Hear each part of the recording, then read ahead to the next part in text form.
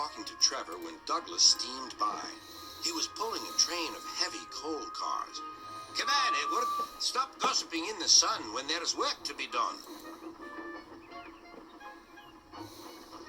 Later, Edward spoke to Douglas. Trevor and I are old friends, and you and he have a lot in common, too. We do? Quizzed Douglas. And what would that be? Douglas. Trevor and I are old friends, and you and he have a lot in common, too. We do? Quizzed Douglas. And what would that be? Scrap, said Edward quietly. Douglas gasped. Don't mention that word. It makes me wheels wobble. It does the same to Trevor, replied Edward. He was being sent to the scrapyard, but the vicar and I saved him, and now he's really useful again. Even so, Sir Topham Hatt certainly does need another steam engine here. Aye, he does, and quickly. That night, Douglas was still working. He had taken the midnight goods train to a station at a faraway part of the island where only the diesels work.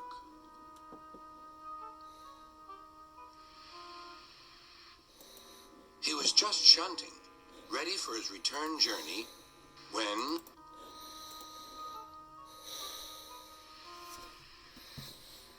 He was just shunting, ready for his return journey, when...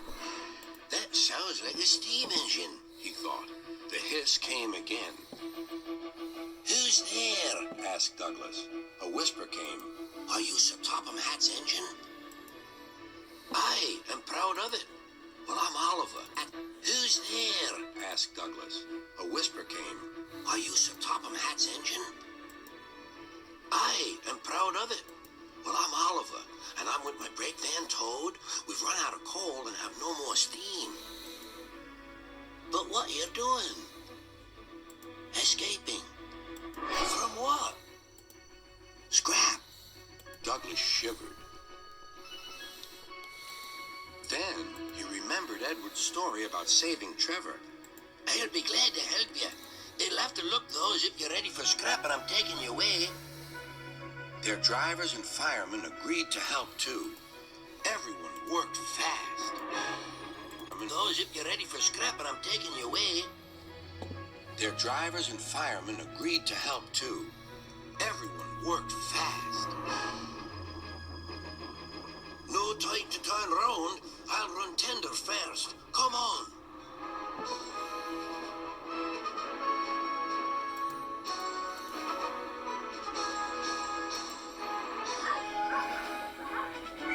But before they could clear the station, they were stopped. Aha, called a foreman.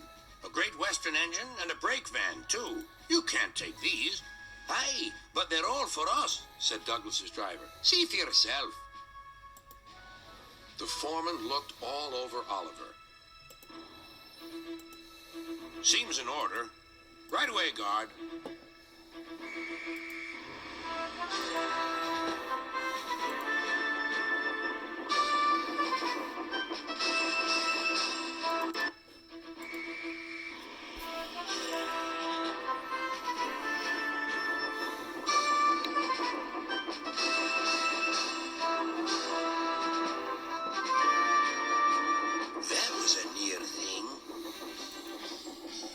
Worse, replied Oliver, and they forged ahead.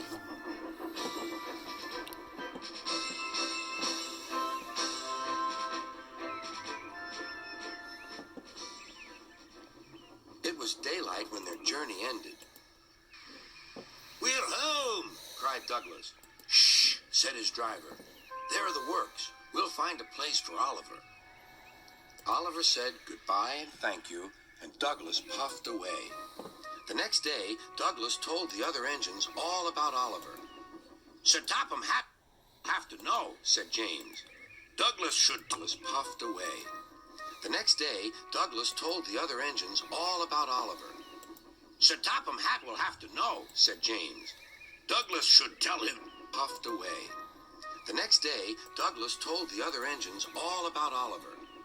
Sir Topham Hatt will have to know, said James. Douglas should tell him at once, added Gordon. Well, here he is, said a voice. Now what's this all about? Beg pardon, sir, but we do need another engine. Yes, sir, ventured Gordon. A steam engine, sir. Well, unless one is saved from scrap, there's little hope. But, sir, one has. Yes, indeed. And thanks to you, Douglas, he is now at our works. Oliver is just what we need for Duck's branch line. Everyone cheered. Now, Oliver and Toad are mended and painted in full Great Western colors. Duck and Oliver are happy on their branch line. The others laughed at first and called it the Little Western. Duck and Oliver were delighted, and so the Little Western it will always be. One day...